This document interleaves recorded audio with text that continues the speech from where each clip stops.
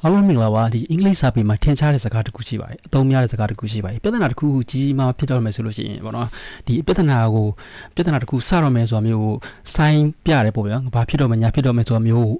အန်ရတကူဖြစ်တော့မယ်ဆိုတာမျိုးပြတဲ့အခါမှာဒီ Canary in the coal mine ဆိုတဲ့စကားကိုသုံးကြပါတယ် Canary ဆိုတာကြောင့်မြန်မာလိုစာဝါငှက်လို့ပြောလို့ရတယ်ပေါ့ဗျာဆိုတော့အရင်ခေတ်ကဒီကဘာရဲ့စီးပွားရေးကကြောက်မိသေးကိုပဲရှေ့ပြုတ်ပြီးလက်ပဲရတဲ့စီးပွားရေးဖြစ်တဲ့အတွက်ဒီကြောက်မိသေးကိုကဘာမြေကြီးရဲ့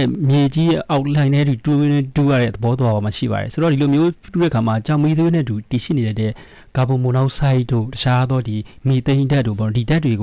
လူတွေကိုအသက်အန္တရာယ်ဖြစ်စေနိုင်တယ်ပေါ့ဗျာဆိုတော့ဒီဓာတ်တွေထွက်လာတယ်များလူတွေကအသက်ရှူရက်ပြီးတော့တည်ဆုံးကြတာမျိုးတွေဖြစ်ကြတယ်ပေါ့ဗျာဆိုတော့ဒီဓာတ်တွေတူရင်းနဲ့ဒီဓာတ်တွေကတဖြည်းဖြည်းနဲ့အနက်အာယုံခံနိုင်မှုဆိုလူတွေနဲ့မလွယ်နိုင်ဘူးပါဗျာဘာဖြစ်လို့လဲဆိုတော့အခုခေတ်လိုမျိုးဒီအစင်းမြင့်အာယုံခံတဲ့ကိရိယာတွေပါရင်မရှိတဲ့အတွက်လူတွေကဘာလုပ်ရလဲဆိုတော့ဒီခနာရီလို့ခေါ်တဲ့စာဝါငှက်လေးတွေကိုဒီကြောင်မီးတူးမြောင်းလေးကိုတည်သွားရတယ်ပေါ့ဗျာဒီလိုမျိုးတည်သွားတဲ့အခါမှာငှက်ကဒီကြောင်မီးတူးမြောင်းလေးမှာအစာကျွေးထားလို့ရှိရင်သူ့ရဲ့ဒီငှက်သဘာဝတိုင်းကတဲ့နေရာမျိုးဒါမှမဟုတ်တခြင်းဆိုနေရာမျိုးပေါ့နော်ပြောမှဆိုသူ့ရဲ့ငှက်သဘာဝတိုင်းနေထားလေးရှိနေတယ်ပါတယ်ဒါပေမဲ့လူတွေကကြောင်မီးတူးတွေပေါ့ဗျာဒီလိုမျိုးတူးတဲ့ခါမှာဒီငှက်တွေကတခြင်းဆိုတာရက်သွားရင်ပဲဖြစ်ဖြစ်ဒါမှမဟုတ်သူတို့ရဲ့လှုပ်ရှားနေကြအပြုမှုတွေရက်သွားလို့ရှိရင်လူတွေကဒါမှမဟုတ်ငှက်ကတခါလေးဒီလိုမီသိန်းဓာတ်တို့တခြားသောဒီကာဗွန်မိုနောက်ဆိုက်တွေကိုအာယုံခံပြီးတဲ့ခါမှာသူဒီအာယုံခံနိုင်စွမ်းရမ်းကောင်းတဲ့အတွက်သူ့ရဲ့မူးလဲတာမျိုးဖြစ်ဒါမှမဟုတ်အစောကြီးပြစ်လဲတာမူးလဲရတာမျိုးတွေဖြစ်တတ်ပါတယ်ဆိုတော့ဒီလိုမျိုးဖြစ်တဲ့ခါကျတော့လူတွေကအတက်နိုင်ဆုံးလွတ်အောင်ပြေးရတဲ့ခါသဘောတော်ရှိပါတယ်ဒါကြောင့်မလို့ဒီလိုမျိုးမပြုတ်ဆိုရင်ကျွန်တော်တို့လူတွေရဲ့အသက်ဆုံးရှုံးကြတယ်ပေါ့ဗျာဆိုတော့ဒါကိုပဲအစွဲပြုတ်ပြီးတော့ဒီအင်္ဂလိပ်စာပေမှာဒီ Canary in the coal mine ဆိုတဲ့စကားကကျွန်တော်တို့ရဲ့ပြဿနာတစ်ခုစတင်တော့မှဆိုလို့ရှိရင်ဒီစကားကိုပေါ့နော်လက်သုံးစကားအနေနဲ့အသုံးပြုကြပါတယ်ပေါ့ဗျာဆိုတော့ဒီလိုမျိုးပဲပါတော့ကျွန်တော်တို့ဒီနေ့ခေတ်ကဘာရဲ့စီးပွားရေးဒီအမေရိကန်ဒေါ်လာကိုပဲအခြေပြုပြီးတော့လက်ပတ်တဲ့စီးပွားရေးဖြစ်ပါတယ်ဆိုတော့အမေရိကန်ဒေါ်လာဒီကမ္ဘာနိုင်ငံရဲ့ကမ္ဘာလူဦးရေရဲ့90ကျော်ရာခိုင်နှုန်းကိုလွှမ်းမိုးထားတဲ့ငွေကြေးတစ်ဖြစ်ပါတယ်ဆိုတော့အမေရိကန်ဒေါ်လာရှိမှကျွန်တော်တို့နိုင်ငံတွေနဲ့ရေနံဝယ်လို့ရမယ်ဓာတ်ဆီဝယ်လို့ရမယ်အခြားသောဒီကမ္ဘာနိုင်ငံတွေနဲ့စီးပွားရေးကုန်သွယ်ရမှာအမေရိကန်ဒေါ်လာကိုပဲရှေ့ပြုပြီးတော့လက်ပတ်ရတယ်ဖြစ်တယ်ဆိုတော့ဒီနေ့ခေတ်ကမ္ဘာရဲ့သဘောတော်ဒီလေဒီကမ္ဘာရဲ့ဘဏ်ငွေကြေးလုပ်ငန်းပတ်တဲ့လုပ်ငန်းတွေဖြစ်တဲ့ IMF တို့ WTO တို့တခြားသောဒီ Swiss လို့ခေါ်တဲ့ဒီငွေကြေးလက်ပတ်တဲ့လုပ်ငန်းတွေပေါ့ဗျာဒီလုပ်ငန်းတွေအကုန်လုံးကအမေရိကန်ဒေါ်လာကိုပဲအခြေပြုပြီးလက်ပတ်ရတာဖြစ်ပါတယ်ဒီလိုမျိုးလက်ပတ်ရဖြစ်တဲ့အတွက်ဒီနေ့ဗီဒီယိုမှာကျွန်တော်ကအမေရိကန် Empire လို့ပဲသုံးသွားမှာဖြစ်ပါတယ်ဆိုတော့ဒီလိုမျိုးဒီနေ့ဗီဒီယိုကိုသုံးသက်ရမှာကျွန်တော်ဒီအမေရိကန်နိုင်ငံရဲ့သမိုင်းတွေဖြစ်တဲ့ဒီရှားသောအိုစမာဘင်လာဒန်တို့ကိုဘာကြောင့်အမေရိကန်ကတိုက်ခိုက်ရင်ခဲ့တယ်လဲနောက်ပြီးတော့ဒီအီရန်ရေးမှာဘာကြောင့်ဒီလိုမျိုးဖြစ်နေရတယ်လဲရှားသောပြီးအခုလက်ရှိအနာဂတ်လားလာမှာရှိရဲ့အမေရိကန်ရဲ့စီးပွားရေးအလားလားနောက်ပြီးတော့ဒီရှားသောဒီအမေရိကန်နိုင်ငံရဲ့နိုင်ငံရေး policy အလားလားတွေကဒီဗီဒီယိုကကျွန်တော်ကအတိတ်သမိုင်းရဲ့လက်ရှိတွေအကုန်လုံးယူမျှပြီးတော့သုံးသပ်သွားမှာဖြစ်ပါတယ်ဒီလိုမျိုးသုံးသပ်သွားမှာဖြစ်တဲ့အတွက်ဗီဒီယိုဒီပြောမှဆိုအကြောင်းအရာတွေအများကြီးဖြစ်နေနိုင်ပါတယ်เนาะဒါပေမဲ့ဒီအကြောင်းအရာတွေအများကြီးဖြစ်နေခြင်းကကမ္ဘာနိုင်ငံရေးကိုနားလည်ဖို့ပေါ့နော်ဒီဗီဒီယိုကြည့်နေတဲ့သူရဲ့ကမ္ဘာနိုင်ငံရေးနားလည်မှုက next level ပေါ့နော် level တစ်ခုရောက်သွားမယ်လို့ကျွန်တော်ကအာမခံပါတယ်ဒါကြောင့်မလို့ဒီဗီဒီယိုကိုအဆုံးထိကြည့်ဖို့အကြံပြုပါတယ်သမ္မတဆုံးအနေနဲ့ပြောချင်တာကဒီအမေရိကန်နိုင်ငံရဲ့အကျွေးဒီကမ္ဘာမှာအများများနဲ့အကျွေးပမာဏတစ်ခုဖြစ်လာနေပါတယ်ဆိုတော့ဩဂုတ်လ18မှာထုတ်ခဲ့တဲ့နောက်ဆုံးပေါ်သတင်းတွေကဒီအမေရိကန်နိုင်ငံရဲ့အကျွေးဒီ40 trillion ကျော်သွားပြီဖြစ်ပါတယ်40 trillion ဆိုတော့တော်တော်ကိုများတဲ့ပမာဏပါအမေရိကန်နိုင်ငံမှာရှိတဲ့လူမွေးလာတဲ့ကလေးတိုင်းပေါ့နော်လက်ရှိနေတဲ့လူတိုင်းရဲ့လူတစ်ယောက်မှာအကျွေးအမေရိကန်ဒေါ်လာ3သိန်းကျော်ရှိနေတဲ့ပုံစံမျိုးဖြစ်နေပါတယ်ဒါကဘယ်လိုဖြစ်လာလဲဆိုတော့ဒီနိုင်ငံတွေကလူတွေကကျွန်တော်တို့ပတ်စံချမ်းသာလို့ရှိရင်ပတ်စံတွေပါရှိလာလို့ရှိရင်ကျွန်တော်တို့ဘဏ်မှာစုကြတယ်ပေါ့ဗျာဆိုတော့လူတစ်ယောက်မှာအရန်ချမ်းသာတဲ့ပမာဏအရန်များနေလာလို့ရှိရင်ကျတော့ဒီနိုင်ငံရဲ့စီးပွားရေးတည်ငြိမ်တဲ့နိုင်ငံတွေနောက်ပြီးတော့အလားအလာရှိတဲ့နိုင်ငံတွေမှာပို့ပြီးတော့သူတို့ရဲ့ဒီပိုင်ဆိုင်မှုတွေကိုရင်းနှီးမြှုပ်နှံကြရတယ်ပေါ့ဗျာဆိုတော့ဒီနိုင်ငံရဲ့ဒီငွေကြေးစာချုပ်တွေနောက်ပြီးတော့ဒီစီးပွားရေးလုပ်ငန်းတွေနောက်ပြီးတော့တခြားသောဒီအစိုးရရဲ့ဒီဘုန်းတွေပေါ့နော်ဒီစာတွေမှာစာချုပ်တွေချုပ်ပြီးဝယ်ကြရတယ်ပေါ့ဗျာဒီလိုမျိုးဝယ်ရင်းနဲ့တဖြည်းဖြည်းနဲ့အမေရိကန်နိုင်ငံရဲ့အကျွေးတွေကပိုများလာတယ်ပေါ့ဗျာဆိုတော့ဥပမာဆိုလို့ရှိရင်ပေါ့နော်နိုင်ငံတွေကလက်ရှိကမ္ဘာဒီကျွန်တော်တို့ ES ကမ္ဘာဒီလျှက်စစ်ပိုင်းပဲကြီးဒီစိုက်ပျိုးရေးပိုင်းပဲကြီးအကုန်လုံးကဒီ gas တို့ရေနံတို့ပေါ့နော်ရှားတော့ဒီဓာတ်မီဩဇာတွေပေါ်မှာပဲဆိုဓာတ်ငွေတွေပေါ်မှာပဲမိခိုရတဲ့သဘောတော့မှရှိပါတယ်ဒီလိုမျိုးတွေကိုနိုင်ငံတွေကဒါမျိုးတွေဝယ်ချင်လို့ရှိရင်အနည်းဆုံးတော့ဝယ်နိုင်ဖို့အတွက်အမေရိကန်ဒေါ်လာကိုစောင့်ထားရပါတယ်အမေရိကန်ဒေါ်လာစောင့်ထားတဲ့အတွက်နိုင်ငံတွေကအမေရိကန်နိုင်ငံတွေကနေပြီးတော့စာချုပ်စာတမ်းတွေဝယ်ရတာမျိုးအမေရိကန်ဒေါ်လာရဖို့အတွက်စာချုပ်စာတမ်းတွေဝယ်ရတာမျိုးဒီလိုမျိုးတွေရှိပါတယ်ဒီလိုမျိုးဖြစ်တဲ့အတွက် နိုင်ငံတွေကစာချုပ်စာတမ်းဝင်လို့ရှိရင်အမေရိကန်အနေနဲ့ဒေါ်လာကိုရိုက်နှိပ်ပြီးတော့သူတို့တွေနိုင်ငံရဲ့အကျွေးအဖြစ်ပြန်လဲသုံးချရပြီဗျာပြောရမှာဆိုလို့ရှိရင်ဒီလိုနဲ့အမေရိကန်နိုင်ငံရဲ့အကျွေးကတဖြည်းဖြည်းနဲ့များလာခဲ့တယ်ပေါ့ဗျာဒီလိုမျိုးများလာတဲ့အခါမှာဒီလိုမျိုးများလာတဲ့အခါကျတော့ဘာကြောင့်လဲဆိုတော့ဒီကဘာရဲ့အရန်ငွေဒီအမေရိကန်ဒေါ်လာဖြစ်နေတဲ့အတွက်နိုင်ငံတွေကအမေရိကန်ဒေါ်လာထပ်ကင်ဆောင်ထားမှာဖြစ်မယ်တစ်ဖက်မှာလည်းဒီလိုမျိုးကင်မဆောင်ထားလို့ရှိရင်သူတို့တွေတော့ဥမာထားပါဆိုရင်းနှီးနေပါကြိုးပြူဆောင်ပြီးတော့များမဝယ်ထားနိုင်လို့ရှိရင်ကဘာမှာစစ်တွေပါဖြစ်မှာဆိုလို့ရှိရင်ဒီနိုင်ငံတွေတိုင်ပတ်တယ်ပေါ့ဗျာဒါပေမဲ့ပြဿနာကဖြစ်သွားလဲဆိုတော့ရုရှားယူကရိန်းအရေးမှာရုရှားကယူကရိန်းကိုကျူးကျော်တိုက်ခိုက်တဲ့အတွက်ရုရှားရဲ့ပိုင်ဆိုင်မှုတွေပေါ့နော်ဒီပိုင်ဆိုင်မှုတွေကိုအမေရိကန်ကနေပြီးတော့အမေရိကန်ကဘာရဲ့စီးပွားရေးပြောသလိုမျိုးဒီအမေရိကန်ကိုဘန်တွေကိုပဲကမ္ဘာဘဏ်တွေကအမေရိကန်ဒေါ်လာကိုပဲရှေ့ပြုပြီးလက်ပတ်ရတာဖြစ်တဲ့အတွက်အမေရိကန်ကနေပြီးတော့ရုရှားရဲ့ပိုင်ဆိုင်မှုတွေဥရောပနိုင်ငံတွေကနေပေါင်းပြီးတော့လုပ်လိုက်တာဆန်ရှင်လုပ်လိုက်တာပိုင်ဆိုင်မှုတွေအများကြီးတိမ့်ပိတ်ခံလိုက်ရတဲ့ပုံစံမျိုးဖြစ်သွားတယ်ဒီလိုမျိုးပိတ်ခံလိုက်ရပေါ့ဗျာဒီလိုမျိုးပိတ်ခံလိုက်တဲ့အတွက်ဘာဖြစ်သွားလဲဆိုတော့ဒီနိုင်ငံတွေကအမေရိကန်ပေါ်မှာယုံကြည်မှုမရှိတော့ဘူးဆိုတော့ဒီလိုမျိုးနဲ့တဖြည်းဖြည်းနဲ့နိုင်ငံတွေကအရင်ကအမေရိကန်ကမ္ဘာအရန်ငွေဒီအမေရိကန်ဒေါ်လာမဟုတ်ဘဲနဲ့ရွှေဖြစ်ခဲ့တယ်ပေါ့ဗျာဒါကြောင့်မလို့နိုင်ငံတွေရဲ့ဘိုးဘဏ်တွေကတဖြည်းဖြည်းနဲ့အမေရိကန်ဒေါ်လာစုရတဲ့ဆိုလို့ရင်ရွှေတွေကိုစုဆောင်တဲ့အကျင့်ပိုဖြစ်လာတယ်ဒီလိုနဲ့တဖြည်းဖြည်းနဲ့ရွှေတွေရဲ့ဈေးနှုန်းတွေကကျွန်တော်တို့မျက်စိရှေ့မှာပဲအရန်တက်လာတာကိုအားလုံးသတိထားမိကြမှာဖြစ်ပါတယ်ဒါကဒီကမ္ဘာဘိုးဘဏ်တွေကတဖြည်းဖြည်းနဲ့အမေရိကန်ပေါ်မှာယုံကြည်မှုကျဆင်းလာတယ်ဖြစ်တယ်တစ်ဖက်မှာလည်းဒီအမေရိကန်အနေနဲ့အမေရိကန်ပေါ်မှာယုံကြည်မှု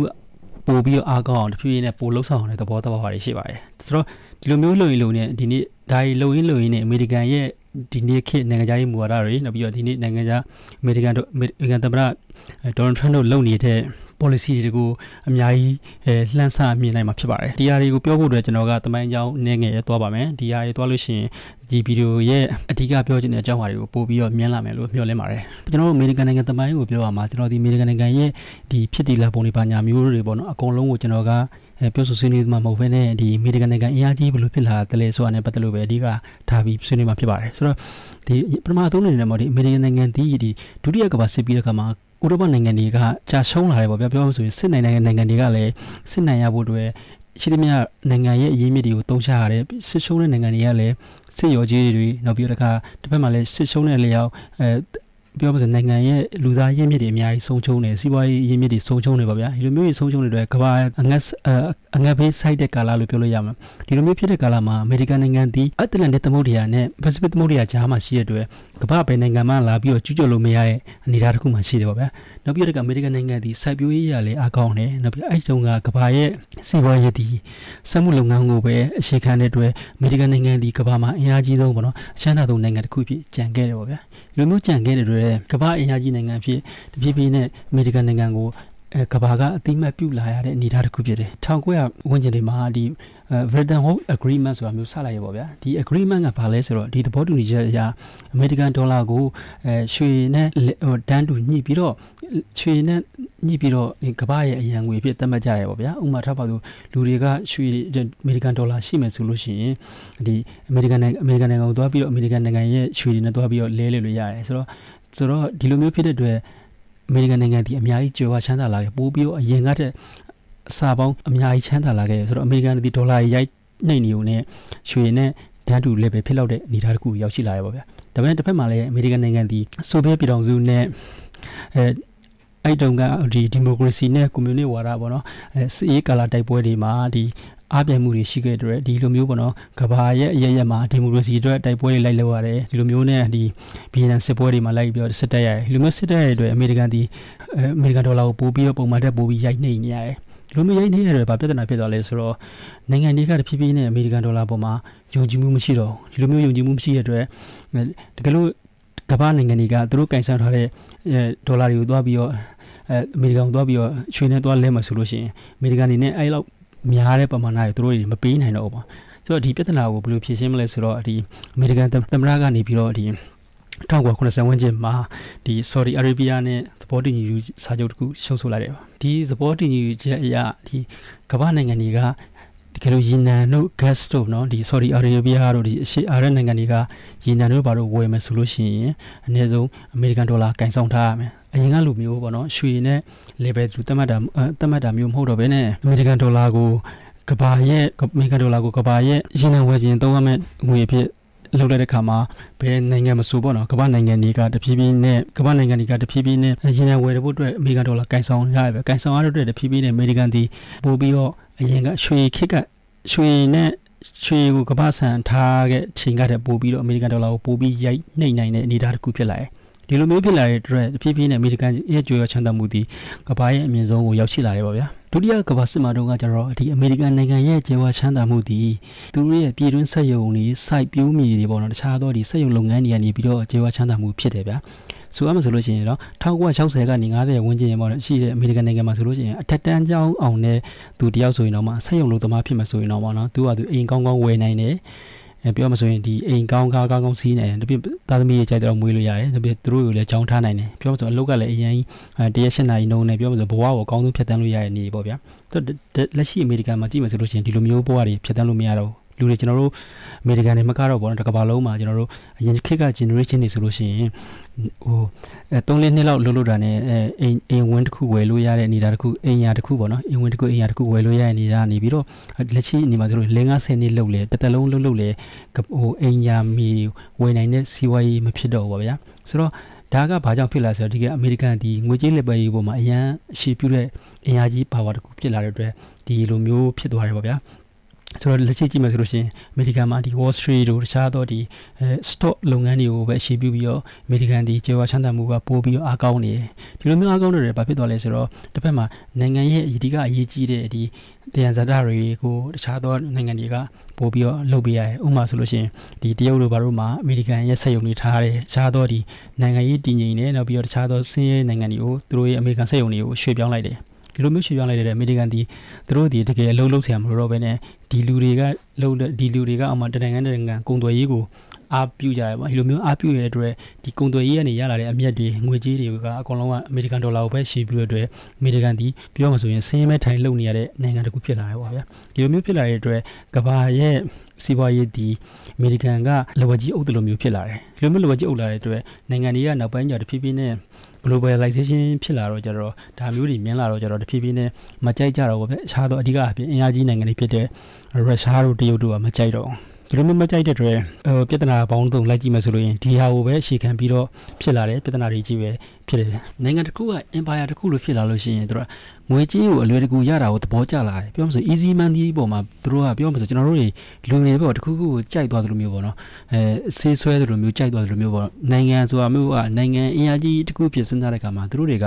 ငွေကြေးကိုလွယ်လွယ်ကူနဲ့ရနေရမျိုးကိုရန်သဘောကျတဲ့သဘောမှာရှိတယ်ဥပမာဒီနေ့ခေတ်အမေရိကန်ကိုကြည့်မယ်ဆိုလို့ရှိရင်အမေရိကန်ဒီကဘာကနေပြီးတော့အမေရိကန်ဒေါ်လာကိုလူတိုင်းကင်ဆောင်ထားရတဲ့ဖြစ်တဲ့အတွက်အမေရိကန်ဒေါ်လာကိုကြိုက်တော့ရိုက်နှိမ့်နေလို့ရတယ်ဒီလိုမျိုးပေါ့နော်နိုင်ငံငွေကြေးဒီ supply and demand ဘာကြောင့်စားတဲ့ economic သဘောတရားတွေပေါ့နော်ငွေကြေးပညာရှင်စုတော်တွေသဘောတရားရင်းနဲ့ဆန့်ကျင်နေနိုင်တာကအမေရိကန်ငွေကြေးပဲရှိတယ်ကျွန်တော်တို့ရှားနိုင်ငံငွေကြေးတွေကဒီ economic သဘောတရားရင်းနဲ့အကုန်လုံးကကွက်တီဖြစ်တယ်ပေါ့ဗျာဆိုတော့အဓိကဘာကြောင့်လဲဆိုတော့ကဘာရဲ့အရန်ငွေပေါ့နော် currency ဖြစ်နေတဲ့အတွက်သူတို့တွေကကြိုက်တယ်လို့လုပ်လို့ရနေတယ်ဒါကြောင့်မို့လို့သူတို့ကပြောမဆိုရင် Saudi Arabia တို့ဘာလို့ဆိုရေနံဆိုတာတနေ့မဟုတ်တနေ့ကုန်သွားနိုင်တယ်ဒါပေမဲ့အမေရိကန်ဒေါ်လာဆိုတာဆောက်ရရှိနေတဲ့ရိုက်လို့ရတယ်ပေါ့ဗျာသူတို့တဲ့ပြောမှဆိုရင်အကန့်အသတ်မရှိရိုင်းထုတ်နေရဒါပေမဲ့ဒီလိုမျိုးဖြစ်တဲ့အတွက်ကဘာမှာအမေရိကန်ဒီအမြဲလူတွင်ကြီးလုပ်လို့ရနေအနေထားတစ်ခုဖြစ်တယ်ပေါ့ဗျာဒီလိုမျိုးဖြစ်တာကိုတမိုင်းမှန်လဲကျွန်တော်တို့ပြန်ကြည့်မယ်ဆိုလို့ရှိရင်ပေါ့နော်ဒီသူတို့နဲ့အလားတူပုံစံတူခဲ့တဲ့ empire တစ်ခုရှိခဲ့တယ်ဒါကတော့ Athens empire လို့ခေါ်ပါတယ်ဆိုတော့ဒီ Athens empire မှာကျွန်တော်တို့ငယ်ကအရန်ကြိုက်ခဲ့တဲ့ဒီ Sparta 300လို့စကားတွေမှာဆိုလို့ရှိရင်လဲဒီ Athens တွေနဲ့ Sparta တွေတိုက်ပွဲဖြစ်ခဲ့တဲ့အကြောင်းရိုက်ထားတယ်ပေါ့ဗျာဆိုတော့Peloponnesian War လို့ခေါ်တယ်ပေါ့ဗျာဒီစစ်ပွဲကကမ္ဘာရဲ့သမိုင်းမှာဒီနောက်ပိုင်းနိုင်ငံအင်အားကြီးနိုင်ငံတွေကြားမှာဖြစ်တတ်တဲ့သဘောတော်ဝါတွေကိုပြန်လဲဖော်ဆောင်တဲ့နေရာမှာအရေးပါတဲ့သမိုင်းသင်ခန်းစာတစ်ခုဖြစ်ပါတယ် Athens Empire တစ်ခုကဘယ်လိုမျိုးဖြစ်လာလဲဆိုတော့ဒီ Sparta တချိန်က Persian Empire ကအရင်အင်အားကြီးနေတဲ့အခါမှာဒီ Sparta တွေနဲ့ Athens နိုင်ငံတွေကပြောမှဆိုရင် Greek မြို့ပြနိုင်ငံတွေကစုပေါင်းပြီးတော့ Persian တွေကိုတိုက်ခိုက်ခဲ့တယ်ပေါ့ဗျာဒီလိုမျိုးနဲ့ Persian Empire ကြာဆုံးသွားတယ်ဒီလိုမျိုးကြာဆုံးသွားတဲ့အခါမှာနောက်ပိုင်းကျတော့သူတို့တွေကဘယ်လိုလုပ်ကြလဲဆိုတော့ဒီ Greek မြို့ပြနိုင်ငံတွေကစုပေါင်းပြီးတော့ကျတော့defense budget လို့ခေါ်တဲ့ဒီရန်ပုံငွေထည့်ရတဲ့သဘောရှိတယ်ဗျနိုင်ငံတစ်ခုကသူတို့ကိုလာပြီးတော့တစ်ချိန်မှပြန်ပြီးတော့ Persian Empire တာပြန်ပြီးအင်အားကြီးလာမယ်ဆိုလို့ရှိရင်ပေါ့နော်သူတို့ကိုပြန်ပြီးတိုက်ခိုက်လာနေတယ်ဒီလိုမျိုးတိုက်ခိုက်လာနေတဲ့အခါမှာငါတို့တွေသုံးလို့ရအောင်ပြောမှဆိုသူတို့ရဲ့ပိုင်ဆိုင်မှုတွေပဲရွှေတွေငွေတွေဒီလိုမျိုးတွေသွားထည့်ရတဲ့သဘောရှိတယ်ဒီလိုမျိုး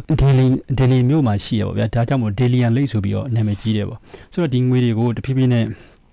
Athens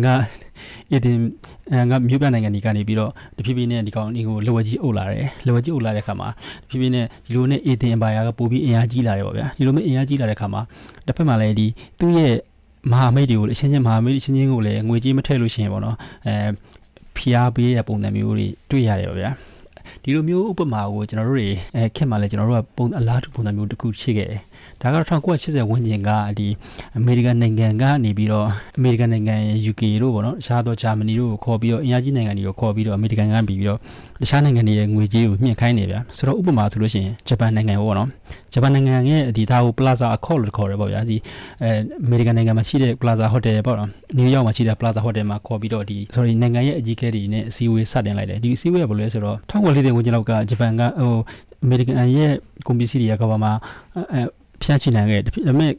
စစ်ကြီးပြီးလို့နှစ်တည်ကြလာတဲ့ခါကျတော့တဖြည်းဖြည်းနဲ့ဂျာမနီတို့ကပြန်ပြီးနလန်ထူလာတယ်ဂျပန်တို့ကနလန်ထူလာတယ်ပြောမှဆိုစိတ်ရုံလုပ်ငန်းတွေပိုပြီးကောင်းလာတယ်ဂျပန်မှာဆိုလို့ရှိရင် Toyota တို့ပါတော့ဗောနော် Toyota တို့ Mitsubishi တို့စတဲ့ဒီလျှက်စစ်ပစ္စည်းကုမ္ပဏီတွေကတဖြည်းဖြည်းနဲ့ကမ္ဘာမှာအင်အားကြီးလာတယ်အဲ့လိုပဲဂျာမနီတို့ဘာလို့မှလဲဒီကားလုပ်ငန်းတွေကတဖြည်းဖြည်းနဲ့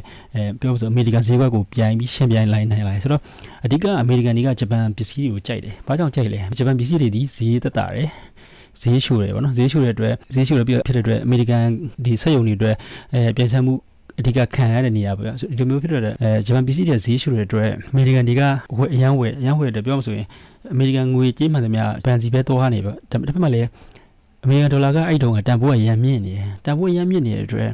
ဂျပန်တွေကတန်ဖိုးကြီးတဲ့အမေရိကန်ပစ္စည်းတွေကိုမကြိုက်ကြဘူးဒီလိုနဲ့ဘယ်လိုဖြစ်သွားလဲဆိုတော့ဒီကုန်သွယ်ရေးသဘောတရားအရကုန်သွယ်ရေးမညီမျှမှုဖြစ်တယ်ဗျာ trade imbalance ဖြစ်တယ်ဗျာဒီလိုမျိုးကုန်သွယ်ရေးမညီမျှမှုဖြစ်တဲ့ခါကျတော့ဒီနိုင်ငံဒီလိုနဲ့အမေရိကန်ကသူ့ရဲ့ငွေကြေးတန်ဖိုးကိုထိန်းကျင်တဲ့သဘောရှိတယ်ဒီလိုမျိုးထိန်းကျင်တဲ့အတွက်ဂျပန်ရဲ့ရန်တန်ဖိုးကိုမြင့်ဖို့ပေါ့နော်ခေါ်ပြီးဖိအားပေးတယ်ပေါ့ဗျာဒီလိုမျိုးဖိအားပေးရတဲ့အတွက်ဂျပန်အနေနဲ့မတက်တာတဲ့အဆုံးဂျပန်ရန်ရဲ့တန်ဖိုးမြင့်တင်လိုက်ရတယ်ဒီလိုမျိုးရန်ဟစ်တန်ဖိုးမြင့်တင်လိုက်တော့ဘာဖြစ်သွားလဲဆိုတော့ဂျပန်နိုင်ငံရဲ့စီးပွားရေးဒီတနိုင်ငံလုံးကမောက်ကမဖြစ်သွားတယ်ဟိုမှာတန်ဖိုးထားပါတော့ကုန်ပစ္စည်းတွေပြီးအိမ်ယာမြေဈေးကွက်တွေကကမောက်ကမတွေတော်တော်ဖြစ်သွားတယ်ဆိုတော့တစ်ချိန်ကဂျပန်ချမ်းသာတော့ကဒီ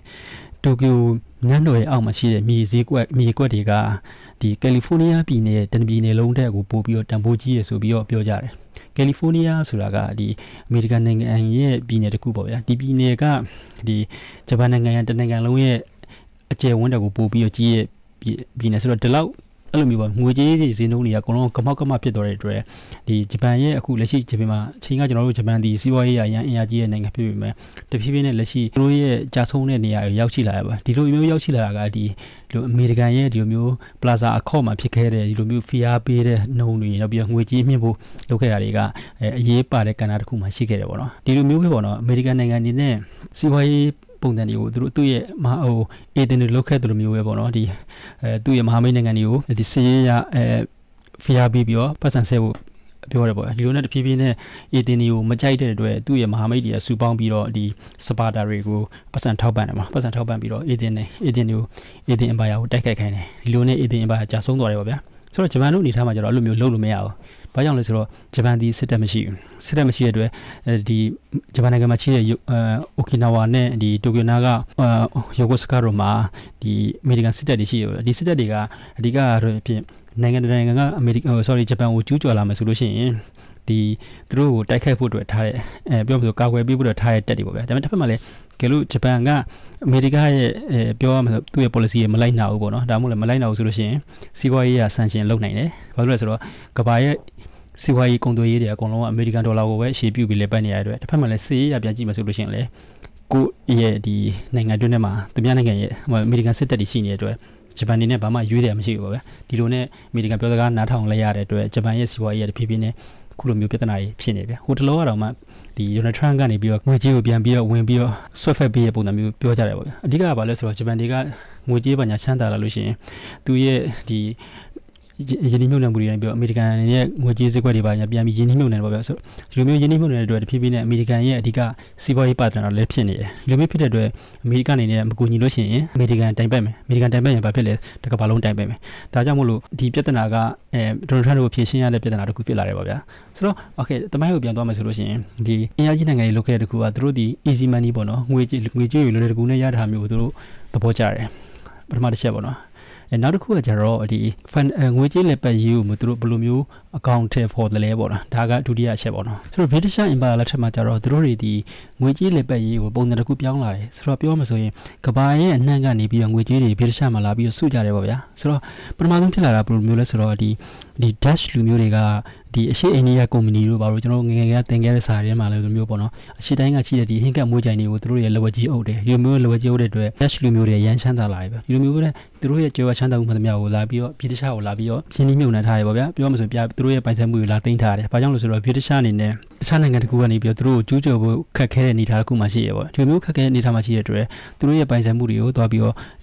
အင်္ဂလန်မှာယင်းနှိမ့်မြုပ်နှံကြတယ်အင်္ဂလန်မှာယင်းနှိမ့်မြုပ်နှံရင်းနဲ့ပြောမှဆိုဥရောပမှာချမ်းသာတဲ့လူမှန်သမျှအင်္ဂလန်မှာလာပြီးတော့သူတို့ရဲ့စုဆောင်းတဲ့သဘောမှရှိရပါဒီလိုနဲ့တဖြည်းဖြည်းနဲ့အင်္ဂလန်ဘဏ်ဆိုပြီးတော့ထောင်လိုက်တယ်ပေါ့ဒီဘဏ်ကကမ္ဘာမှာပထမဆုံးထောင်လိုက်တဲ့ဘဏ်ဖြစ်တယ်ဒီလိုနဲ့ဟိုနိုင်ငံတွေကတခုခုစစ်ပွဲဖြစ်မှဆိုလို့ရှိရင်ပေါ့နော်ဒီဘဏ်ကနေပြီးပတ်သက်သွားရှေ့ရတဲ့သဘောမှရှိတယ်ဆိုတော့အဲ့တုန်းကဘယင်းနေခေဖြစ်တဲ့အတွက်ဘယင်းတွေကစစ်တပ်ဖို့တွေသွားပြီးတော့ဘဏ်တွေပတ်စံရှိလိုက်တယ်တကယ်လို့ဘယင်းရဲ့သဘောတဘာဝသည်သူတို့အာဏာရှင်တွေဖြစ်တဲ့အတွက်ငါတို့ပြန်မပေးဘူးဆိုတဲ့ပုံစံမျိုးလေးရှိကြတယ်လူမျိုးရှိရတဲ့ပြောမှဆိုရင်မပေးဘူးဆိုတော့ဘာမှမတတ်နိုင်ဘူးပေါ့နော်တကယ်လို့ဘယင်းကစစ်ရှုံးသွားလို့ရှိရင်စစ်ပွဲထဲမှာတက်ခံရရင်လည်းလိုက်တောင်းလို့မလွယ်ဘူးပေါ့ဒီလိုနဲ့ပြောမှဆိုရင်ပြဿနာအတိုင်းပတ်တယ်ဒီပြဿနာကိုဖြေရှင်းဖို့အတွက်ဘန်တော့အင်္ဂလန်ကပေါ့နော်အင်္ဂလန်ဘန်ကနေပြီးတော့ solution ဖြေရှင်းချက်တစ်ခုထုတ်လိုက်ရပေါ့ဒီလိုမျိုးဖြေရှင်းချက်ကပါလဲဆိုတော့ပတ်စံရှိရဒီဘယင်းကရှိတာဆိုတာတဲ့ဒီဘယင်းရဲ့ထားပါတော့အင်္ဂလန်ပြည်သူတွေကရှိတယ်ဆိုပုံစံမျိုးပေါ့နော်ပြောလို့နိုင်ငံတစ်ခုကနေပြီးတော့ငွေကြေးရှိတဲ့ပုံစံမျိုးစနစ်ကိုစတင်ခဲ့ပေါ့ဒီလိုမျိုးနဲ့အခုအဲ့ဒါရဲ့အစကနေပြီးတော့အခုဒီနေ့ကဘာထိပါနော်ဒီပထမဆုံးစကနေပြီးတော့ဒီနေ့ကဘာထိပါဒီနိုင်ငံတွေကနေပြီးတော့ငွေရှိတယ်ပေါ့ဥပမာထားပါလို့ဘယ်ဆိုးပြောင်းနိုင်ငံအကျွေးတွေမပြောင်းနေဆိုတော့အဲ့စနစ်ကစခဲ့ရပါဗျာဆိုတော့ဒီလိုမျိုးဖြစ်တဲ့အတွက်ဒီအင်္ဂလန်နေနဲ့ပဲစိတ်ပွဲတိုက်သူတို့တွေဒီလုံခြုံရေးရစီရေးရသူတို့တွေက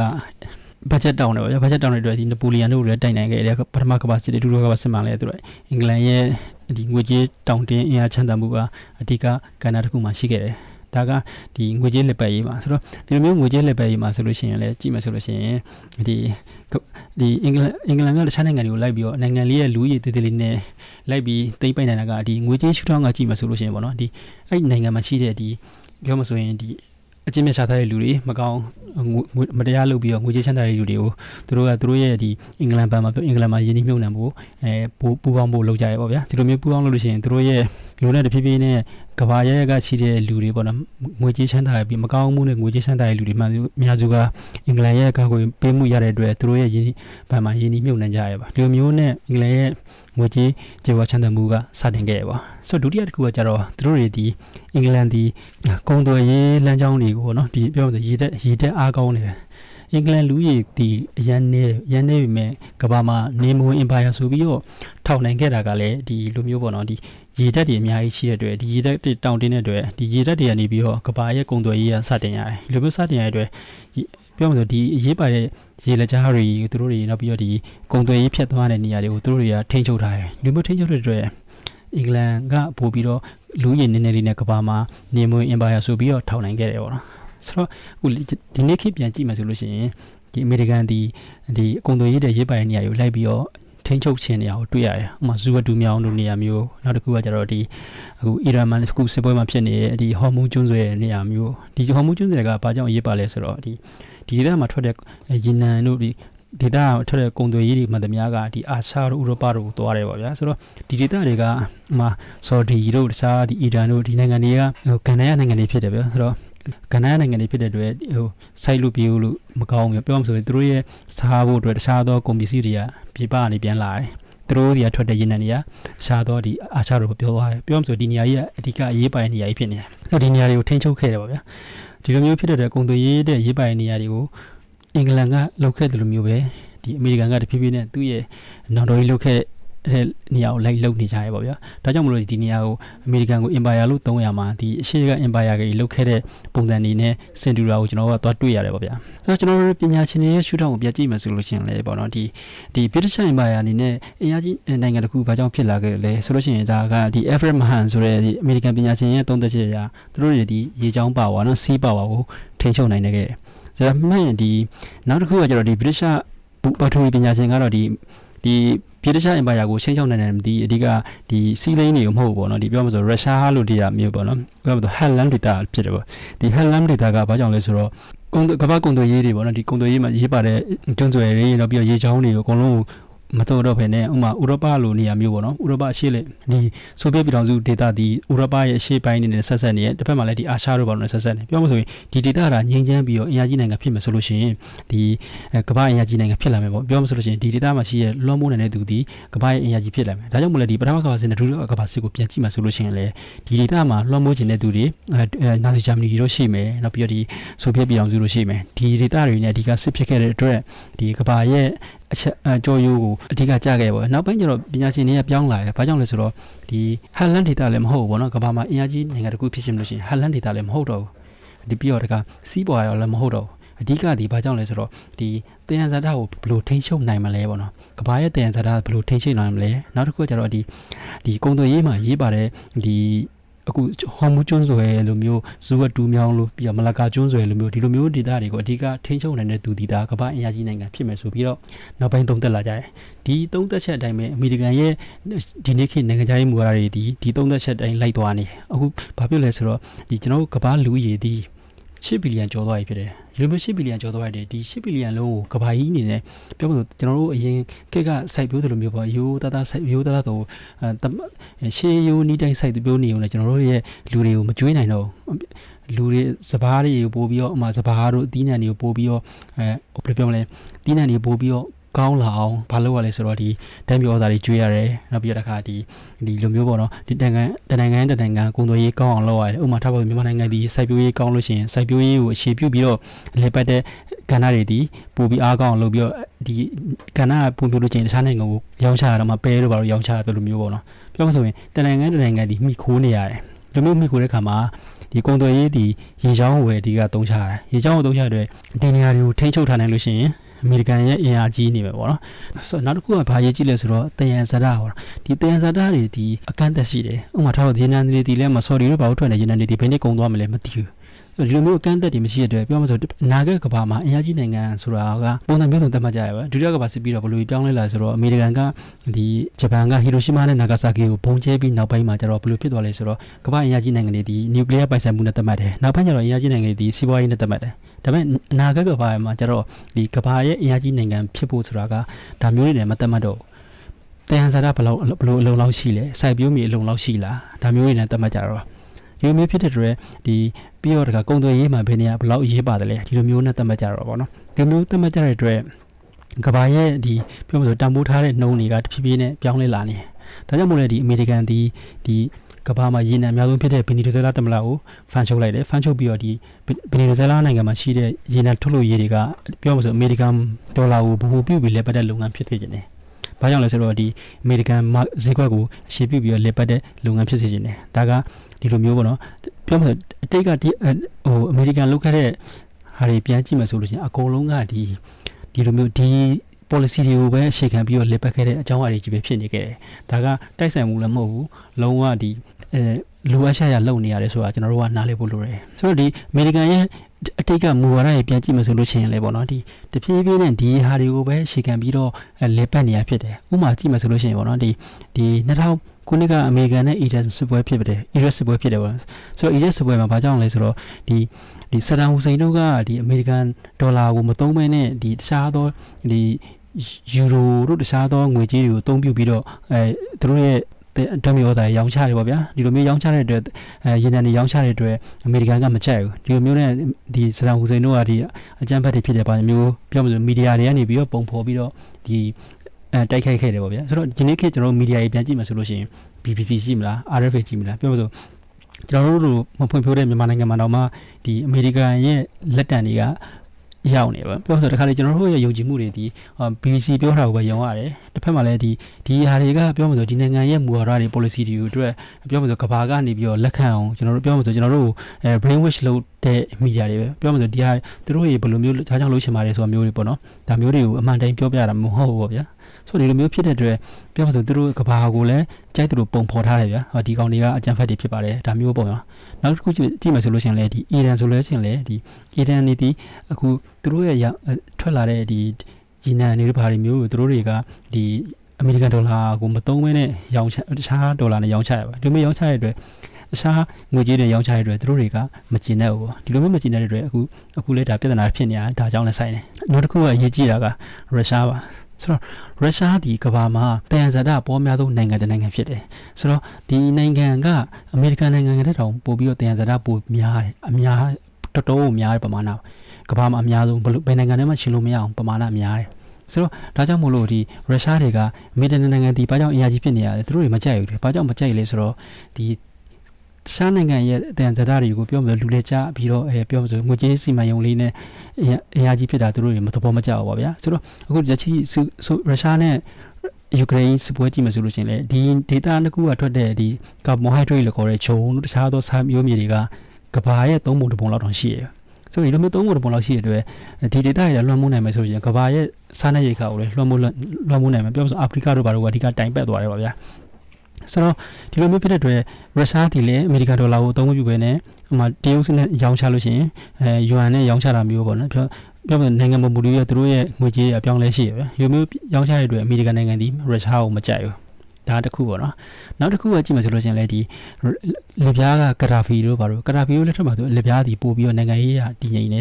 စီးပွားရေးကောင်းတဲ့နိုင်ငံတစ်ခုဖြစ်တယ်ပြောမလို့ဒီမိုကရေစီအာဏာရှင်ရှုထောင့်ကြည့်ရင်တော့တမျိုးဆိုပေမဲ့တစ်ဖက်မှာလည်းဒီနိုင်ငံရဲ့စီးပွားရေးကောင်းနေပါဆိုတော့သူတို့တွေဒီကရာဖီဒီအာဏာရှင်ဖြစ်ပေမဲ့တစ်ဖက်မှာလည်းနိုင်ငံအတွက်ကောင်းအောင်အများကြီးလုပ်ခဲ့ရတယ်မှာအများကြီးရှိရပါဗျာဆိုတော့ဒီသူကကမ္ဘာနိုင်ငံရေးတွေမှာသူကပြောမှဆို revolution လုပ်ရှင်တဲ့သူပုံစံမျိုးရှိရပြီးတော့အာဖရိကနိုင်ငံတွေစုပေါင်းပြီးတော့ရွှေကိုစံထားတဲ့စနစ်ကိုလုပ်ရှင်ခဲ့တယ်ဒီလိုမျိုးလုပ်ရှင်တဲ့အတွက်အမေရိကန်ဒေါ်လာကအရှေ့ပြု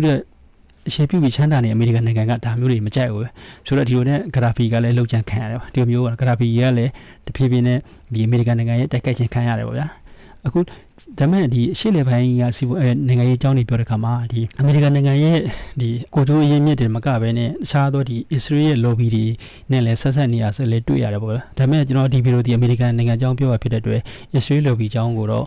့ပြောမှာမဟုတ်ပါဘူးတကယ်လို့နောက်လာမဲ့ဗီဒီယိုတွေမှာတော့ကျွန်တော် Israel နဲ့ပတ်သက်လို့ဗီဒီယိုတစ်ခုလုပ်ဖို့ရှိပါတယ်ဆိုတော့အမေရိကန်ရဲ့စီးပွားရေးဒီကိုယ်တိုင်ရင်းနှီးမြှုပ်နှံမှုမှာအရှိမခန့်တော့ဘဲနဲ့သူများနိုင်ငံရဲ့လုပ်သားတွေရဲ့လုပ်အားခတွေနောက်ပြီးတော့တခြားပုံမှာရှေ့ခံပြီးသူတို့ကနေပြီးတော့ပြန်ပြီး manage လုပ်တဲ့သဘောမှရှိတယ်ဗျာဆိုတော့ဒီဟာကိုအရှိကတရုတ်နိုင်ငံကိုကြည့်မှဆိုလို့ရှိရင်လည်းပေါ့နော်ဒီ1980ဝန်းကျင်မှာတရုတ်ကဒီမော်စီတုံးတို့ဘာတို့ကနေပြီးတော့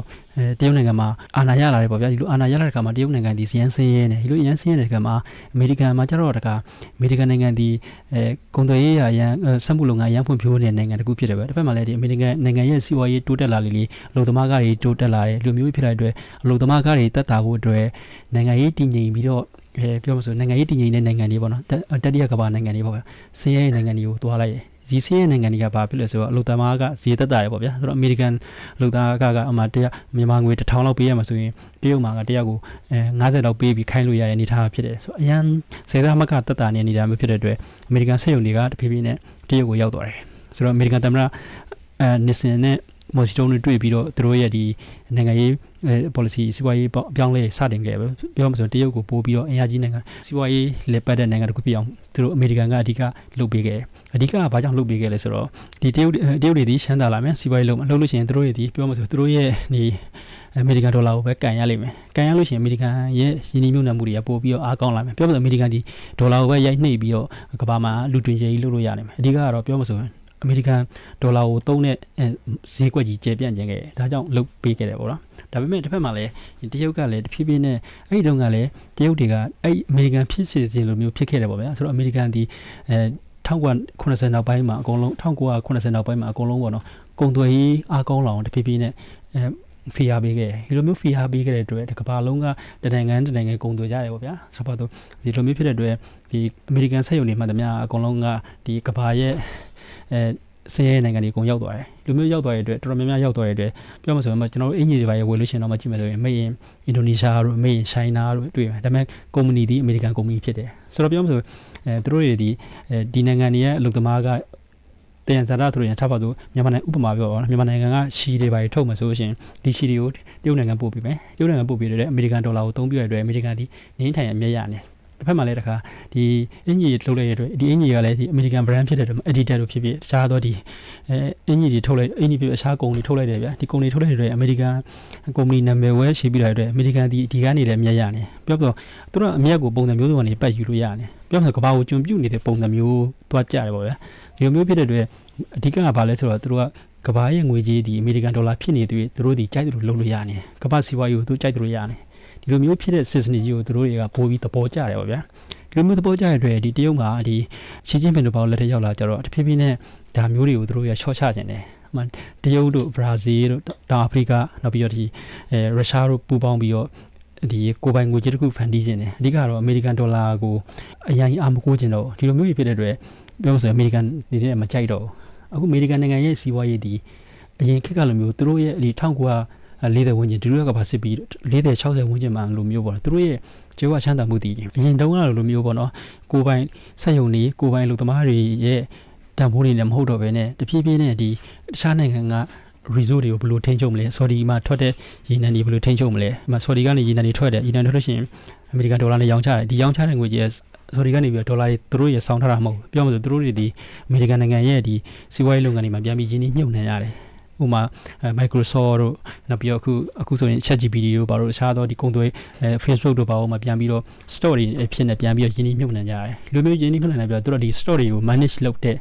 မေရိကန်ကလုံရင်းနဲ့သူတို့ရဲ့ကြိုးဝါချမ်းသာမှု manage ကရတယ်ပေါ့ဗျာ manage ပြီးရတယ်ဒီလိုမျိုးပြောမှဆိုကဘာရဲ့ဘဏ်ပုံစံမျိုးဖြစ်လာတယ်ဒီလိုမျိုးစနစ်ကြီးရတယ်သူတို့ကပတ်စံရနေရပေါ့နော်ဒီလိုမျိုးဖြစ်တဲ့အတွက်ပူတင်တို့မကြိုက်တာလည်းအဲ့လိုမျိုးပေါ့နော်ပြီးတော့ကဘာကြီးကိုကျွန်တော်တို့ဒီနေ့ကဘာကိုပြန်ပြီးကြည့်မယ်ဆိုလို့ရှိရင်အောက်ရှေ့မှာရှိရဲ့နှစ်ခုရှိမယ်တယံသရရှိမယ်ဒီဈေးချိုတဲ့လုပ်သားတွေရှိမယ်ပေါ့နော်ဒုတိယအလယ်ပိုင်းမှာကျတော့ဒီဒါတွေကိုပြန်ပြီးတော့ကုံသွဲလုပ်တဲ့ကုံသွဲရေးလမ်းကြောင်းတွေရှိမယ်ဆိုတော့နောက်အပေါ်သုံးကနေပြီးတော့ဒီလူတွေပြန်ပြီးတော့ manage လုပ်တဲ့ဒီစီမံငွေကြေးစီမံခန့်ခွဲတဲ့လူတွေရှိမယ်ဆိုတော့ဒီငွေကြေးစီမံခန့်ခွဲရေးပိုင်းတွေကိုဥရောပနဲ့အမေရိကက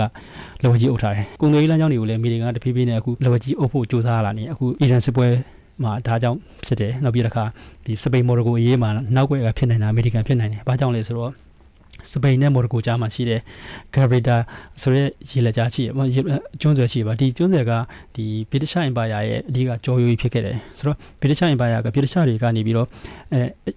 ့ရှေ့အိန္ဒိယကိုသွားမှာဆိုရင်ဇူဝတ်တူမြောင်ဖြတ်အဲ့ Gabrida ကျွန်းဆွယ်ကနေပြီးတော့ဇူဝတ်တူမြောင်ဖြတ်မယ်ဇူဝတ်တူမြောင်နေပြီးအိန္ဒိယကိုသွားမယ်ပြောမှဆိုသူတို့ရဲ့အဓိကကြော်ရွေးဖြစ်တဲ့ဒီနေရာကြီးကအရန်ရေးပါခဲ့တယ်ပေါ့ဗျာဆိုတော့ပြောမှဆိုဒီနေ့ခေတ်ကဘာရဲ့ဖြစ်သမျှပြဿနာအများစုကဒီဟာတွေကိုပဲသွားပြီးရှေ့ကန်နေအောင်ကျွန်တော်တို့ကတွေ့ရတယ်ပေါ့ဒါကလည်းဒီအမေရိကန်ဆိုတော့ဒီခါလေကျွန်တော်တို့ကသတင်းအခုခေတ်ကသတင်းချက်လက်ခေတ်ဆိုပေမဲ့လည်းသတင်းတွေကနေရာဘောင်းစုံကနေတွေ့နေရတော့သတင်းကအရန်ဖောင်းပွားတယ်အရန်ဖောင်းပွားရတဲ့ဘယ်နေရာဘာကြောင့်ဖြစ်နေရလဲကျွန်တော်တို့ဒါနဲ့ဒါဆိုင်မမလားဆိုမျိုးကျွန်တော်တို့ကအရန်စဉ်းစားတဲ့အခါမှာဒါပေမဲ့နိုင်ငံရေးပညာရှင်တွေစီးပွားရေးပညာရှင်တွေရှုထောင့်နေကြည့်လိုက်လို့ရှိရင်ကြတော့ဒါလေးကြောင့်အကုန်လုံးကဒါဒီကောင်းကောင်းကြီးပဲကောက်ပတ်ကြုံမွေးနေပါလားဒီလိုမျိုးပေါ့ကျွန်တော်တို့ကမြင်ရတယ်ဒါကြောင့်မလို့ကျွန်တော်တို့ဒီသတင်းချက်လက်ခင်မှာသတင်းတွေကြည့်တာရေးမကြည့်တော့ဘူးလို့ကျွန်တော်ယူဆရတယ်သတင်းချက်လက်ခင်မှာထားပါတော့ကျွန်တော်ဒီအကူကကျမ်းမာရေးတစ်ခုအတွက်ပိုက်နာတယ်ဆိုပါဆိုလို့ရှိရင်ပညာရှင်တယောက်ဒီသွားပြီးတော့ဆရာဝန်တယောက်ဒီသွားမေးဖို့အကောင်းဆုံးပဲအဲ့လိုမျိုးပေါ့နော်သတင်းတွေလိုက်ကြည့်နေရတယ်ဆိုလို့ရှိရင်ပေါ့နော်ပြောမှဆိုအဲ့လိုမျိုးပဲနိုင်ငံရေးပညာရှင်စီးပွားရေးပညာရှင်တွေရဲ့သုံးသက်ချက်တွေကြည့်လိုက်မှဒါနဲ့ကမ္ဘာရဲ့သတင်းတော်တော်များများကိုရှုံငုံမိသွားမှာပါဒီလိုမျိုးပဲအခုကျွန်တော်တို့ဒီအမေရိကန်နိုင်ငံရဲ့ဒီလုံနေကြအပြုမှုတွေကြည့်မှဆိုရင်လေဒီဒါတွေကြည့်ပဲအကုန်လုံးကဆက်နေရမျိုးကျွန်တော်တို့ကသွားတွေ့ရတယ်ကမ္ဘာရဲ့ငွေကြေးကအမေရိကန်ဒေါ်လာဖြစ်နေတဲ့သူတို့တွေဒီအကျိုးဖြစ်ရနေပါပါတစ်ဖက်မှာလည်းဒီတပြည့်ပြည့်နဲ့ကမ္ဘာရဲ့နိုင်ငံတွေကအမေရိကန်ဒေါ်လာပေါ်မှာယုံကြည်မှုအားနည်းလာတဲ့အလျောက်အမေရိကန်ရဲ့နိုင်ငံခြားရေးမူဝါဒတွေပို့ပြီးတော့ပြင်းပြင်းထန်ထန်ဖြစ်လာတယ်ပေါ့ပို့နိုင်ငံတွေကိုပို့ပြီးထိန်းချုပ်ခြင်းနဲ့နောက်တစ်ဖက်မှာလည်းနိုင်ငံတွေကိုပို့ပြီးတော့ဖိအားပေးခြင်းနဲ့အခုဆိုလို့ချင်းလည်းဒီဗင်နီဇွဲလားရှိမယ်ပြီးတော့ဒီကနေဒါတို့ဖိအားပေးမယ်နောက်ပြီးတော့ဒီ Greenland ဆိုတဲ့ဒေသတွေဖိအားပေးမယ်ပြောမှဆိုရင်အမေရိကန်ဒီကမ္ဘာရဲ့ဘဝဖြစ်နေခြင်းတွေသူ့ရဲ့စနစ်ကြီးရပေါ့နော်ဒီစနစ်ကြီးကိုမကြိုက်ကြတဲ့နိုင်ငံတွေကအင်အားကြီးနိုင်ငံတွေပေါ့တဖြည်းဖြည်းနဲ့အင်အားကြီးနိုင်ငံတွေကမကြိုက်ကြတဲ့ပုံမှာအမေရိကန်အနေနဲ့လည်းဘာမှမတက်နိုင်ဘူးဒါပေမဲ့မတက်နိုင်ဘူးမှာသူတို့လုပ်နေတာဒီအဓိကကမ္ဘာရဲ့ကြော်ရွေးဖြစ်တဲ့ကုန်သွယ်ရေးလုပ်ငန်းတွေကိုထိန်းချုပ်မယ်နောက်ပြီးတော့တရားသာတာတွေကိုတန်းတန်းလောက်ထိန်းချုပ်မယ်ဒီမျိုးထိန်းချုပ်လာတဲ့ချိန်ဥပမာအမေရိကန်နိုင်ငံနဲ့တရုတ်နဲ့ဥပမာအနာဂတ်မှာစစ်ဖြစ်မှာဆိုပါစို့ဒါပေမဲ့အမေရိကန်ဒီသူတို့နိုင်ငံဒီအရင်ခေတ်ကကမ္ဘာစစ်တွေလိုမျိုးတနိုင်ငံနှီးဆက်နေရမဟုတ်ဒီမျိုးနှီးဆက်နေရမဟုတ်တဲ့အတွက်ထားပါစို့တရုတ်နိုင်ငံကိုတိုက်ရှင်လမ်းကြောင်းတစ်ခုရှိရဗျာပထမတစ်ခုကကျတော့ဒီအခုလိုမျိုးဒီကုန်သွယ်ရေးလမ်းကြောင်းတွေဒီအီရန်လိုစစ်ပွဲမျိုးမှာအီရန်နားမှာရှိတဲ့ဟော်မူကျွန်းဆယ်မှာရှိတဲ့တရုတ်ကိုသွားတဲ့ရေနံ gas တွေကိုတားလိုက်မယ်ဆိုလို့ရှိရင် တရုတ်အနေနဲ့တရုတ်နိုင်ငံအနေနဲ့တွားပြီးတော့တရုတ်နိုင်ငံတွေကိုတွားပြီးလက်နဲ့တနက်တစ်ချက်ဖောက်ဆရာမလိုပဲနဲ့တရုတ်နိုင်ငံရဲ့စီးပွားရေးတိုင်ပတ်တယ်နောက်တစ်ခုကကျတော့ဒီအခုမလကာကျွန်းဆယ်ပေါ့နော်မလကာကျွန်းဆယ်ကဒီအင်ဒိုနီးရှားနားကနေဖြတ်သွားတယ်ဆူမာရာကျွန်းဆယ်နားဖြတ်သွားတယ်ဆိုတော့အမေရိကဒီ2026မှာပဲအင်ဒိုနီးရှားနဲ့တခါစီရေးရသဘောတူညီစာချုပ်တွေချုပ်ထားပြန်တယ်လူမျိုးချုပ်ထားတဲ့အတွက်အနာဂတ်မှာအင်ဒိုနီးရှားဒီပြန်ကြည့်မှဆိုရင်သူ့မှာလူကြီးအများများလုံးတယ်မှာလူကြီးအများများတဲ့အတွက်အမေရိကန်ကယင်းနှိမ့်နှံမှုလိုရတယ်လူမျိုးမြုပ်နှံမှုလိုတဲ့အတွက်စာချုပ်ချုပ်ရတယ်ပေါ့ဗျာလူမျိုးစာချုပ်ချုပ်ထားတဲ့အတွက်တကယ်လို့ဒါဒီအမေရိကန်ဒီမလကာကျွန်းတွေကိုဒါထိန်းချုပ်မယ်ဆိုလို့ရှိရင်တရုတ်အနေနဲ့တိုင်ပတ်သွားမှာပါဗျာတရုတ်ကိုတိုင်ပတ်သွားလို့ရှိရင်တရုတ်ဒီပင်လယ်ထွက်ပေါက်ဒီမြန်မာနိုင်ငံကိုပဲအားကိုးရမယ်လားဖြစ်သွားတယ်ဒါကဒီကမ္ဘာဒီနေ့ခေတ်ဖြစ်နေတဲ့ကမ္ဘာရဲ့ပြဿနာတွေပေါ့ဗျာโอเคလက်ရှိအမေရိကန်ပြည်တွင်းရေးကိုဆက်ပြန်သွားမယ်ဆိုလို့ရှိရင်ဒီအမေရိကန်မှာဒီပါတီတွေအများကြီးရှိဆိုရင်အဓိကလွှမ်းမိုးနေတဲ့ပါတီက Republican နဲ့ Democratic Party ပေါ့ဗျာ Democratic ဆိုတာကဒီ Obama တို့ပြီး Joe Biden တို့ Hillary Clinton တို့ကိုစားပြုခဲ့တဲ့ပါတီပေါ့ဆိုတော့ဒီဘက်မှာ Republican ကျတော့ Donald Trump တို့တက်တဲ့ပါတီပေါ့ဗျာဆိုတော့ Democratic တွေကကျတော့ဘာလို့ဆိုတော့ကမ္ဘာရဲ့ institution တွေပေါ့နော်ကုလသမဂ္ဂတို့နောက်ပြီးတခြားသောဒီအဖွဲ့တွေကိုတိုးပြီးတော့ထောက်ခံတယ်နောက်ပြီးတော့ကမ္ဘာရဲ့ကုန်သွယ်ရေးတွေကိုပို့ပြီးအားပေးထောက်ခံတယ်ဒီလိုမျိုးအားပေးထောက်ခံလို့ရှိရင်ဘာဖြစ်လဲဆိုတော့ဒီကမ္ဘာလုံးကဒီအမေရိကန်ဒေါ်လာကိုပို့ပြီးအခြေပြုပြီးလဲပတ်ရတာဖြစ်တဲ့အတွက်အမေရိကန်ရဲ့စီးပွားရေးတွေကပို့ပြီးတော့ကောင်းတယ်ပေါ့ဗျာဒီလိုမျိုးပို့ကောင်းလို့ရှိရင်အမေရိကန်အနေနဲ့ကမ္ဘာအရေးတွေမှာဝင်ရောက်ဆွတ်ဖက်ရတာမျိုးတွေရှိတယ်ဒီမိုကရေစီအရေးကြောင့်ဝင်ရောက်ဆွတ်ဖက်ရတာရှိတယ်ဆိုတော့ကျွန်တော်မြန်မာနိုင်ငံလူတွေဒီနေ့မြန်မာနိုင်ငံလေးအမေရိကန်ဝင်လာမလားဆိုတာမျိုးတွေငကိုကရှိခဲ့ဒါဘာကြောင့်လဲဆိုတော့အတိတ်ကဒီလိုမျိုးအမေရိကမှာဒီ Democratic တွေလွှမ်းမိုးတဲ့ကာလရှိခဲ့တဲ့အတွက်ဒီကာလမှာတော့ကသူတို့တွေကဒီလိုမျိုးတွေလုပ်ခဲ့တဲ့အတွက်ကျွန်တော်တို့မြန်မာတွေကမျှော်လင့်ကြတာပေါ့ဗျာဆိုတော့ဒီလိုမျိုးပေါ့နော်ဒီလိုမျိုးရှိခဲ့တဲ့အတွက်တစ်ဖက်မှာလည်းပေါ့နော်ဒီဒါကိုကျွန်တော်တို့ကနိုင်ငံသိပ္ပံပညာရှုထောင့်ကြည့်မယ်ဆိုလို့ရှိရင်ကျတော့ဒီ hegemonic theory လို့ခေါ်ရဲပေါ့ဗျာဆိုတော့ဆိုဗီယက်ပြည်ထောင်စုနဲ့စီးရေးကာလာပြီးတော့ဆိုဗီယက်ပြည်ထောင်စုပြိုကွဲသွားတယ်ဆိုဗီယက်ပြည်ထောင်စုပြိုကွဲလာပြီးတော့အမေရိကန်နိုင်ငံနဲ့ကမ္ဘာမှာအင်အားကြီးဆုံးနိုင်ငံဖြစ်လာတယ်ဒီလိုမျိုးအင်အားကြီးနိုင်ငံဖြစ်လို့ရှိရင်နိုင်ငံရေးသိပ္ပံပညာရှုထောင့်အရကမ္ဘာမှာအင်အားကြီးစစ်ပွဲတွေဖြစ်ဖို့မလွယ်ဘူးပေါ့နော်ဥပမာပြောမယ်ဆိုလို့ရှိရင်ပေါ့နော်ဒီအရင်တုန်းကပထမကမ္ဘာစစ်ဒုတိယကမ္ဘာစစ်ကြည့်မလားဒါမှမဟုတ်လေဒီစပါတာနဲ့အေသင်တို့ဖြစ်ခဲ့တဲ့စစ်ပွဲကြည့်မလားဒီစစ်ပွဲတွေမှာဆိုလို့ရှိရင်လူပေါင်းတန်းရှိပြီးတည်ခဲ့ရတယ်ပေါ့ဗျာလူပေါင်းတန်းရှိရဆိုတာတစ်ဖက်မှာလည်းအရာကြီးနိုင်ငံနှစ်ခုကအမြဲတမ်းပို့တိုက်မှုဖြစ်လို့ရှိရင်ဒီလိုမျိုးအသေးကြီးတွေဖြစ်ကြတယ်ပေါ့ဒါပေမဲ့အခုလိုမျိုးပေါ့နော်ဒီနိုင်ငံတနိုင်ငံတွေကပဲကဘာကိုကြီးစိုးနေလို့ရှိရင်ပြောမှဆိုရင်ဂူတကူထဲမှာကြားတကောင်မရှိလို့ဆိုရင်ပြောမှစစ်ပွဲကြီးတွေမဖြစ်ဘူးပေါ့ဗျာပြောမှလူတွေအများကြီးမသိဘူးဒါပေမဲ့နိုင်ငံဟိုစစ်ပွဲသေးလေးကြတော့ကွက်ကြားဖြစ်နိုင်တာပေါ့နော်ဒီလိုမျိုးသုံးသပ်ကြတယ်ပေါ့ဆိုတော့ဒီ Democratic တွေအာတန်တာကကြတော့ဒီလိုမျိုးပဲဒီကုလသမဂ္ဂတို့တခြားသောဒီလူဖွေးနဲ့ပတ်သက်တဲ့ဖွဲ့စည်းတွေနောက်ပြီးစီးပွားရေးနဲ့ကုန်သွယ်ရေးနဲ့ပတ်သက်တဲ့ဖွဲ့စည်းတွေဒါမျိုးတွေကိုပို့ပြီးတော့အားပြုတယ်ဒီလိုမျိုးအားပြုလို့ရှိရင်အမေရိကန်ကိုရဲ့လွှမ်းမိုးမှုကကမ္ဘာမှာပို့ပြီးတော့အားကောင်းမယ်ပေါ့နော်ဒါပေမဲ့တစ်ဖက်မှာလည်းဒီ Donald Trump တို့အမြင်ကြတော့တမျိုးဖြစ်သွားတယ် Donald Trump တို့ဒီလိုမျိုးကြီးလိုက်လုံနေရသည်အမေရိကရဲ့ကုန်ကျစရိတ်ပိုများစေတယ်ပေါ့ Donald Trump တို့အမြင်ကဥပမာကြည့်မှဆိုလို့ရှိရင်ဥပမာဥရောပတို့ဂျပန်တို့ကြည့်မှဆိုလို့ရှိရင်ဒီနိုင်ငံတွေကတစ်ချိန်ကစစ်ပွဲဖြစ်ခဲ့ပေမဲ့အခုကဒီမိုကရေစီနိုင်ငံတွေဖြစ်သွားတယ်ပြောမှဆိုဒီမိုကရေစီနိုင်ငံတစ်ခုဖြစ်သွားလို့ရှိရင်စီးပွားရေးပဲအားစိုက်ပြီးလုပ်ကြတော့တယ်ပြောမှဆိုတမရကြီးတက်လာမယ်တမရရတော့မလဲဝန်ကြီးချုပ်တွေတက်လာမယ်ဆိုလို့ရှိရင်လေဒီလိုပါတီတွေကိုပေါ့စီးရေးတွေအားတန်တဲ့ပါတီတွေပဲနိုင်ငံပြည်သားမှမပြီးဘူးပြောမှဆိုဒီလိုနိုင်ငံတွေကဒီမိုကရေစီနိုင်ငံတစ်ခုဖြစ်သွားလို့ရှိရင်စစ်ဖြစ်ဖို့ဒါမှမဟုတ်စစ်ပွဲတဲ့အင်အားကြီးဖြစ်ဖို့တော့ကဟိုခက်ခဲနေတာတခုရလုံခြုံစီးရေးဘတ်ဂျက်တွေပဲမြင့်မှဆိုလို့ရှိရင်လည်းပြည်သူတွေကမကြိုက်ဘူးဒီလိုမျိုးဖြစ်တဲ့အတွက်ဒီနိုင်ငံတွေကစီးရေးမှာတိတ်မပါကျင်တော့လူမျိုးတိတ်မပါကျင်တဲ့အတွက်အမေရိကန်နိုင်ငံကပဲကမ္ဘာမှာစီးရေးသုံးစီးတွေတဖြည်းဖြည်းနဲ့စိုက်ထုတ်ရတယ်ဒီလိုမျိုးစိုက်ထုတ်ရင်အမေရိကန်ဒီပြောမှဆိုအကျိုးရည်ရမ်းများလာပြီပေါ့နော်ဒီအကျိုးရည်များလာခြင်းကပြောမှဆိုဒေါ်နယ်ထရန့်တို့ကမကြိုက်ဘူးနော်ဒါကြောင့်မလို့ဒီအမေရိကန် first ဆိုပြီးတော့ဒေါ်နယ်ထရန့်တို့ကကြွေးကြော်ပြီးတော့ကမ္ဘာမှာရောက်ချိလာရပေါ့အချိန်တုန်းက1940တုန်းကအမေရိကန်ရဲ့ကြွားချမ်းသာမှုဒီစက်ရုံလုပ်ငန်းတွေရတယ်ဆိုတော့နောက်ပိုင်းကျတဖြည်းဖြည်းနဲ့ကမ္ဘာကိုစက်ရုံရောက်သွားတဲ့အတွက်ပြောအမေရိကန်ဒီငွေကြေး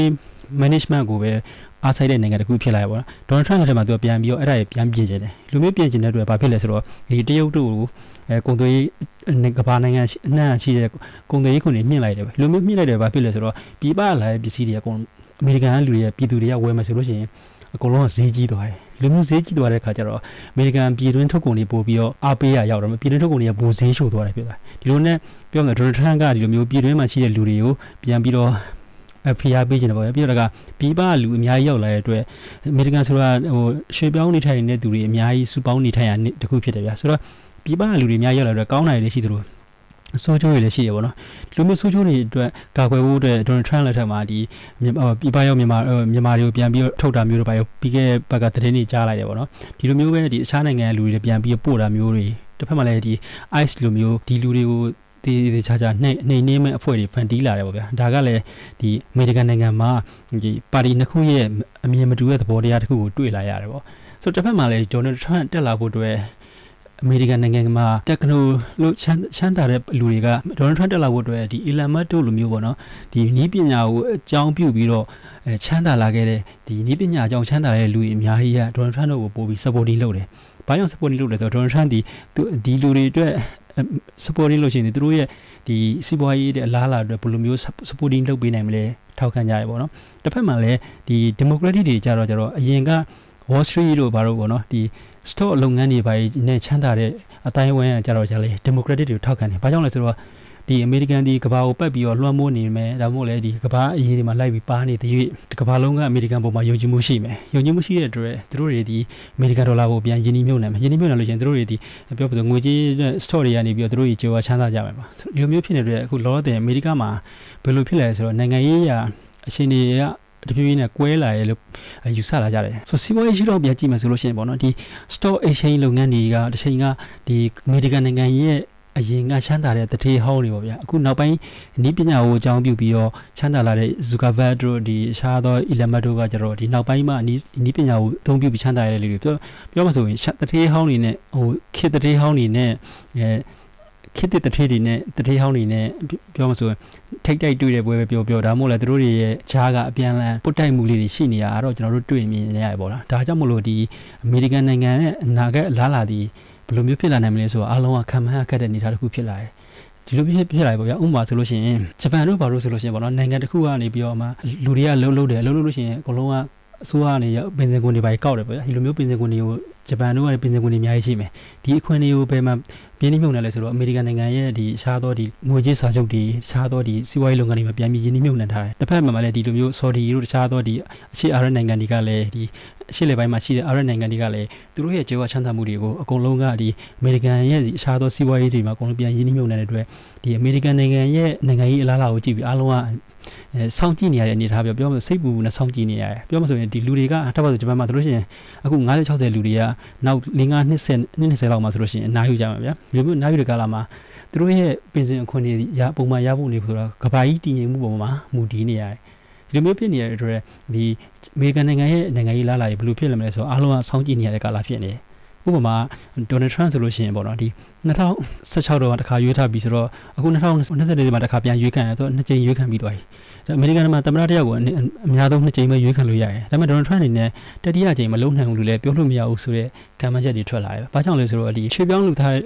ေထိုင်တဲ့သူတွေကိုနှိမ်နှင်းမှုတွေသူတို့တွေဒီ ICE ဆိုတဲ့အဖွဲ့ထားရပါတော့ဒီ ICE အဖွဲ့ကတဖြည်းဖြည်းနဲ့အင်အားကြီးလာတယ်။ဒီအင်အားကြီးလာတာနေပြီးတော့ပြောမယ်ဒေါ်နယ်ထရန့်ရဲ့ကိုရန်တက်ပုံစံမျိုးဖန်တီးလာပြီးတော့ထပ်ပါဆိုဒီအီရန်စစ်ပွဲမှာမျိုးမှာအမေရိကန်ရွေးကောက်ပွဲကာလမှာ2020ရွေးကောက်ပွဲကာလမှာဒီအမေရိကန်နိုင်ငံကဒီ